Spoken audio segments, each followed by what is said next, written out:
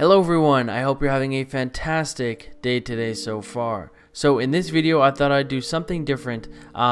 Usually when trailers come out, so say like the Obi-Wan trailer comes out, the first thing I do is I go on YouTube and I watch a channel called New Rockstars. So they're a very big channel, so you've probably heard of them before. So usually, like I said, when a big trailer comes out, I watch their breakdown and their Easter eggs for the trailer, just so I can learn every little tiny thing that I didn't pick up, that they do their extensive work to pick up. And yeah, these guys work really hard, pretty much going frame by frame, dissecting everything, so that they can show you some things that most people missed. So today in this video, I'm going to be watching their full breakdown. It's about 20 minutes. I'm going to be reacting to it. So if you haven't heard of New Rockstars before, definitely go check them out. If you haven't heard of them before as well, I'd recommend watching this video along with me. I'm going to be pausing some parts just because I don't want to talk over it. So if something really interesting happens that I didn't catch, or just something that I'd like to say, I'll pause the video, have a quick talk, and then we can replay it. But yeah, basically it's going to be the whole video playing. It's about 20 minutes. So if you haven't seen this video, yeah, I'd recommend just watching it along with me, and then we can have a discussion in the comments about some of the things we see here. And yeah, and this is my first time seeing it, so if you want to watch along with me, grab something to eat, grab a drink, and we can sit back, relax, and learn more about that Obi-Wan trailer. You don't know the power of the dark side. You underestimate my power!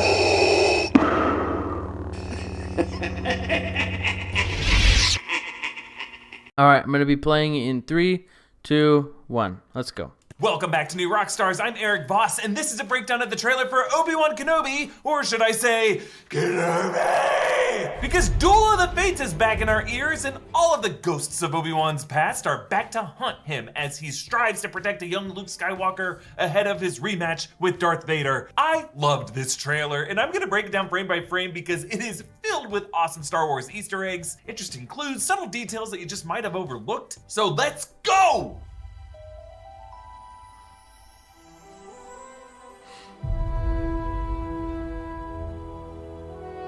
Oh man, I love this trailer so much. I haven't seen it in like a couple days too, so I'm getting hyped again. The trailer opens with Anakin Skywalker's favorite stuff, sand. It coarsely and roughly and irritatingly gets sand everywhere under the twin suns of Tatooine. In the music, there's this magical little riff. The great John Williams is returning to do the music for this series, and this riff is played on a celeste, which John Williams loves to use, like in his Harry Potter theme. Classic.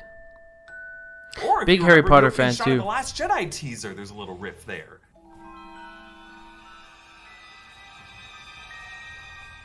Actually, the music in the first section of this trailer is John Williams' theme from Revenge of the Sith called The Battle of the Heroes.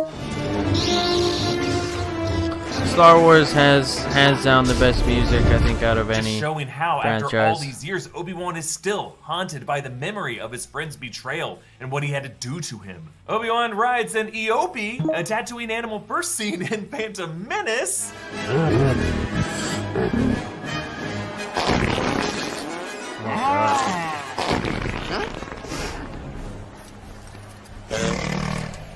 But also, the steed Obi-Wan was last seen riding when he left baby Luke with Anakin's stepbrother Owen Lars and his wife Beru in the final scene of Revenge of the Sith. This series will take place I think that's the same later, one. in the year 9 BBY, that's 9 years before the events of A New Hope. This is the middle period when Obi-Wan, in exile under the alias of Ben Kenobi, keeps a watchful eye over young Luke Skywalker, keeping him hidden from the Empire as a farm boy living with his Uncle Owen and his Aunt Beru. Now, various other Star Wars titles over the years have touched on Obi-Wan's time during this period, saving young Luke's life at various points as Owen would warn him to stay away, and then actually at one point saving Owen from Black Krrsantan, that Wookiee who just showed up in Boba Fett, giving BK that scar that we saw on his head. And then at another point later than this show, when Luke is 12, he saved him from a crate dragon. I wonder if we're gonna see that. Obi-Wan walking into town and slicing off a piece of meat. This actually might be a slab of crate dragon meat from one that he had butchered. Obi-Wan laments, "The fight is done.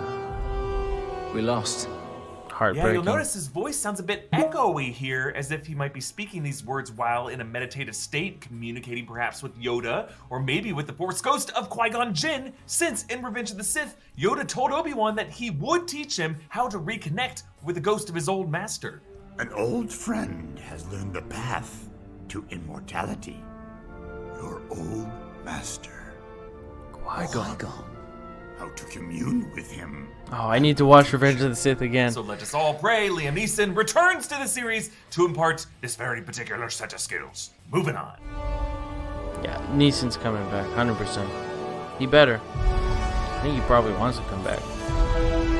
He's probably my favorite part of the trailer there, seeing Luke playing on top. So Obi-Wan watches over the Lars homestead, looking just as it did in A New Hope, with Owen and Beru even wearing pretty much the same outfits that they wore in that first film. Actually, this is dark, but they are standing in the same exact spot where Luke will later find their Oh my God. when the stormtroopers torch the home. That's Meanwhile, crazy. Luke plays as a pilot. It looks like he's actually wearing pod racing goggles, and the way he pantomimes operating the controls and leans just looks so much like young Anakin piloting during that My pod favorite race. part of the And trailer. right as Obi-Wan pushes in on Luke, the moment he zooms in on him, John Williams' Battle of the Heroes theme transitions so smoothly into the classic Force theme.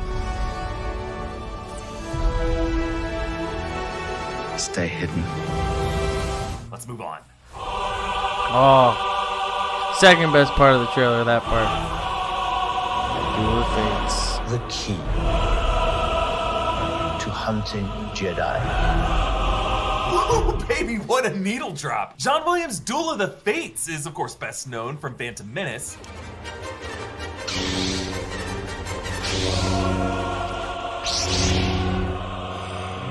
But the music was always bigger than just Darth Maul's theme, because it's really come back throughout Star Wars titles. For the lyrics of the song, John Williams translated an old Welsh poem called Battle of the Trees into the Sanskrit language. He wanted to frame this duel as a kind of pagan religious ceremony, almost like the spirits of both sides of this conflict, the Jedi and the Sith, shrieking like a Greek chorus, egging on their mortal champions. And that same kind of battle is still being waged now, as Obi-Wan faces Darth Vader once more, as he faces the Inquisitors, and maybe also faces a rematch with Maul. Because this is set one year after the outrage events that of has Solo been Star Wars sparked over story, that guy's which established forehead. Maul as the powerful head of the Crimson Dawn crime organization. Now, in Star Wars Rebels, which is several years after this, Maul will eventually track down Obi-Wan to Tatooine, but this is something he would not yet know at this point of this show, so that rematch would not go down on Tatooine. But we do see Obi-Wan go off-world in this trailer. Either way, Maul could simply cameo in some other scene that would set him upon his revenge quest in Rebels. I think they At said least they give Sam originally Witwer had Maul one in more there. chance to reprise this. Kenobi! Then an Inquisitor shuttle speeds across this ocean planet towards his fortress. Looks this is good. the ocean moon of Nur, and this is the Fortress Inquisitorius. So let's talk about the Inquisitors. Originally, the Jedi Hunters from the 1987 role-playing game, Inquisitors were introduced in Rebels, explored further in the 2015 Darth Vader comics, and in the Jedi Fallen Order game. They are a squad of Force-sensitive I need to beings play that trained game by again, Darth too. Vader to hunt down Jedi survivors of Order 66. They're led by the Grand Inquisitor, voiced in Rebels by Jason Isaacs and played here by Rupert Friend turned Rupert Foe. In Season 1, he lures Kanan Jarrus and Ezra Bridger to a trap using the mummified remains of the Jedi Master Luminara Unduli. The Grand Inquisitor dies at the end of that season. There are some things far more frightening than death.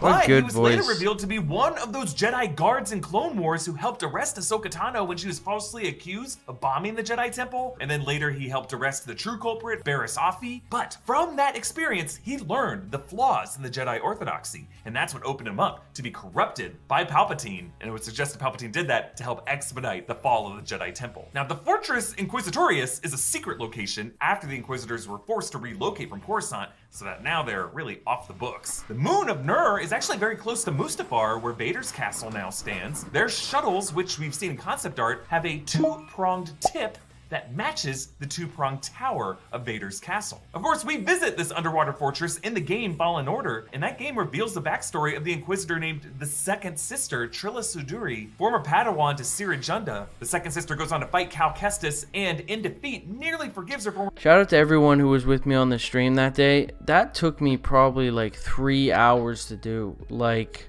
I remember Shaggy, Finley, Eddie, everyone telling me to change the difficulty, but then I told them, I'm like, no, I'm beating this on hard or whatever, and it took me about 3 hours. Shout out to Lewis, I know you believed in me, but everyone was telling me to change the difficulty because that fight took me like 3 hours to do. And I remember just saying like, oh, one more, I'm gonna do it one more, and if I die then I'll change the difficulty. And I said that for about 3 hours.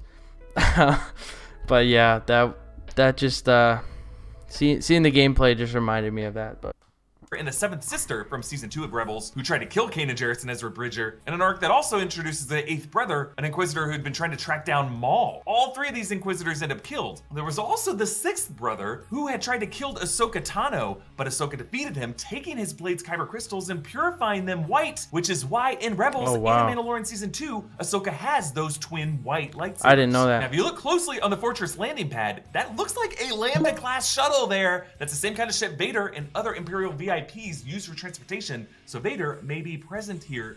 Vader, Palpatine. On to the next clip. Patience.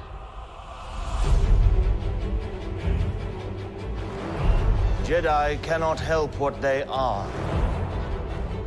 Their compassion hanging leaves a trail. So the Grand Inquisitor faces down what looks like a cantina barkeep on Tatooine. His armor looks as it does in Rebels, though here it has a badge that he did not have before. Maybe it's a special designation he gets from the Emperor that he loses after his failures on this series. Now later in the trailer, the Inquisitor Reva, a major character who we're going to be following on the show, played by Moses Ingram, stops a runner dead in his tracks in the same cantina. And in this shot, you can see Reva in the background on the right, and then on the left, the Inquisitor with the wide headpiece. This is actually the fifth brother from Rebels, now in live action played by Sung Kang, aka Han from the Fast and the Furious films. Now sometimes I like to analyze this footage while I am out on the go, and when I am doing that, the last thing I want to worry about is my earbuds falling out. But I avoid that nightmare scenario. We're skipping this.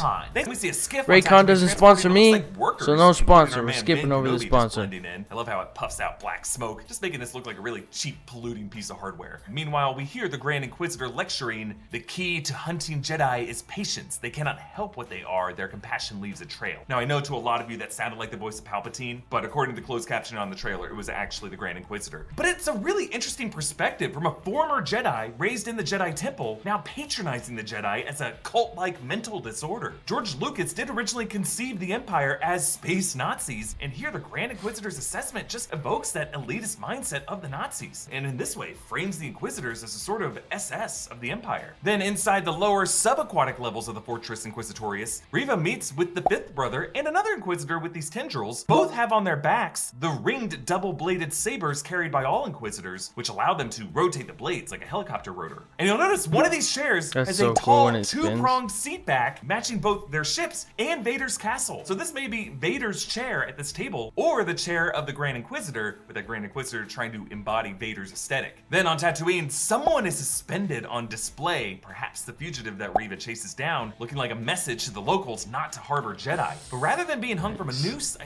think that'd be a bit dark for Star Wars. I wonder if this guy is actually being force choked up over the ground and left to suffocate. Among these bystanders is That's Joel what I Edgerton, thought returning too at as first. Owen Lars, sweating like a gumped-on Mustafar. Now, it seemed at first like these Inquisitors might be on Tatooine looking for Kenobi himself, but I don't know. If they got that close, I don't know if Obi-Wan would have been able to live for another 9 years after this. Rather, I think there is another Force-sensitive fugitive who fled to Tatooine and just got too close to Obi-Wan. And this guy, tragically, Kenobi would not have been able to help, else risk his exposure and endanger Luke, who is another Force-sensitive kid that the Inquisitors would probably target. So perhaps, while chasing this random Jedi, Reva then senses another presence on this planet that forces Obi-Wan to lead her off-world and try to throw her off its tail. Moving on. Makes sense. That's what I was thinking too. The Jedi Code is like an itch. He cannot help it. Where is he? Okay, here we see Reva on the new planet named Daiyu. Described by the writer of this series as a Hong Kong-like setting with graffiti-ridden nightlife, the neon Aurebesh beside Reva translates to ER, and then to her left, as she looks out, letters spelling out milk. Kind of like old man Luke, they love the lactate here.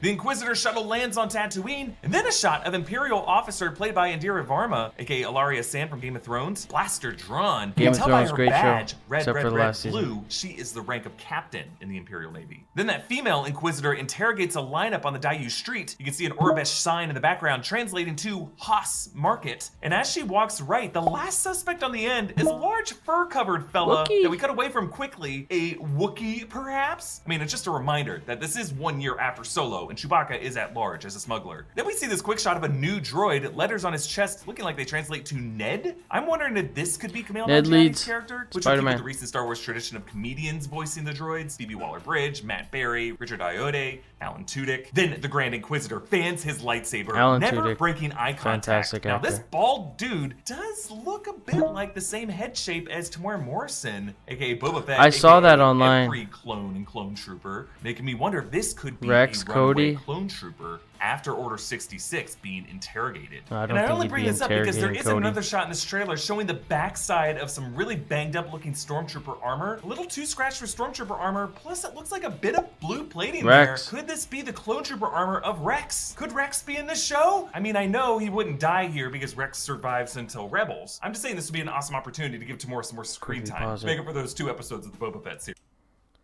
I saw set photos of, I think it was Tamora Morrison, and he had like a cloak and like a hood over, so I don't think they wanted to see like what he was wearing. But I think if you look online, there is photos of Tamora Morrison on set. So I think we're getting Cody and or Rex. Maybe both, maybe one. I think we're at least getting one. On to the next clip.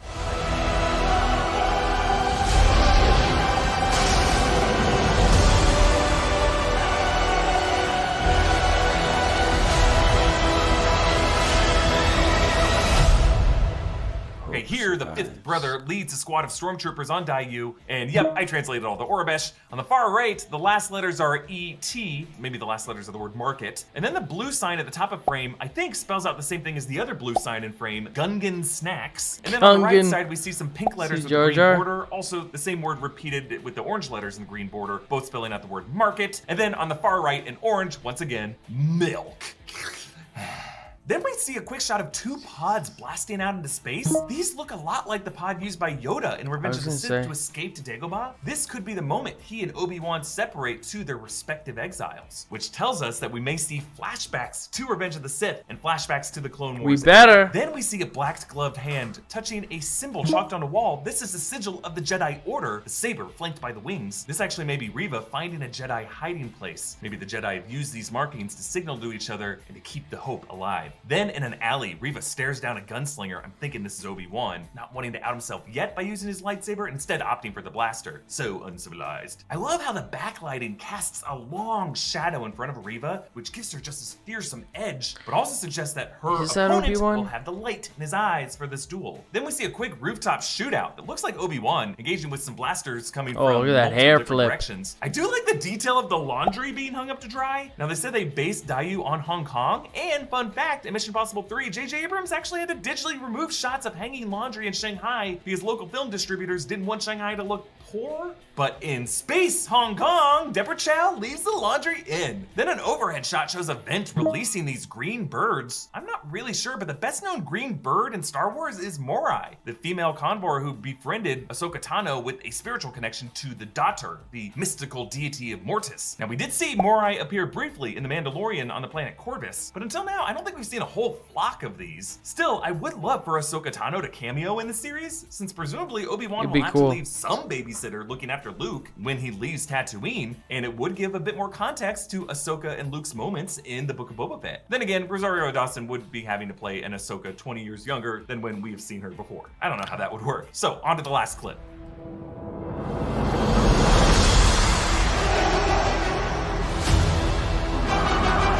Okay, maybe this is the second best part of the trailer. Vader breathing. Cooler face breathing. That's so cool, the little After Disney a Plus close-up thing. of Obi-Wan, we get the series title, which if you look closely, snuck in the shape of Obi-Wan's lightsaber on that eye. Then I we hear didn't the notice iconic that. breathing of Darth Vader. And we know Hayden Christensen is coming back in the Yes, series sir. to have an epic rematch with Obi-Wan Kenobi. It's Yes, super sir. exciting, especially because if you listen closely, they use a specific music sting. This is John Williams' Anakin's Dark Deeds track from when he's Revenge of the looking- Sith, right after Anakin slaughtered the Separatist With his leaders hood on up. Mustafar and bitterly stared into the lava Crying. and the flames, a tear rolling down his cheek. And I need love to that watch they Revenge of remind the us Sith of again. this moment, because for me, whenever I rewatch Revenge of the Sith, this right here was Hayden Christensen's darkest performance. Just simply his silent glower, his inner torment. There is a reason Hayden was brought back for the series, because think about it, if they just wanted Vader, they could have brought back the team they used for Rogue One. James Earl Jones doing the voice, a couple stuntmen doing the performance. But no, they needed Hayden Christensen, because it's not just Darth Vader with the mask that we're returning to, it is the grief-stricken, rage-filled human underneath that mask. So this Yep. John Williams leitmotif is a promise that hopefully we will see this flashbacks face too. again. Whether it's in Vader's breathing apparatus or a close-up under the mask, the scarred face, or maybe a different form altogether projected in astral form, Obi-Wan will have to look into these eyes once more. And lastly, you gotta love that blue lightsaber cutting in to form the Disney Plus logo. Just between this and the Moon Knight leap in the Moon Knight trailer, this Yeah, is essentially that's the cool. House of I think I'm Mouse gonna be with reacting to Tinkerbell Moon Knight, swoosh over the castle, or and I'm digging Moon it. Knight. Now, Alright, so that was a pretty cool video. As you can see, Eric Voss and New Rockstars, they go through so much detail in every single trailer, translating everything, speculation on everything, and just literally dissecting every single frame that they put in to the trailers. And there's a lot of stuff that I learned from that. Of course, I can't read that language, so it's nice for him to translate that. As well as the Wookiee was cool.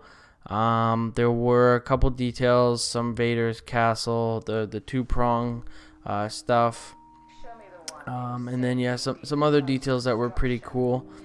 So yeah, I mean, like I said, Eric Voss and New Rockstars, they do fantastic work.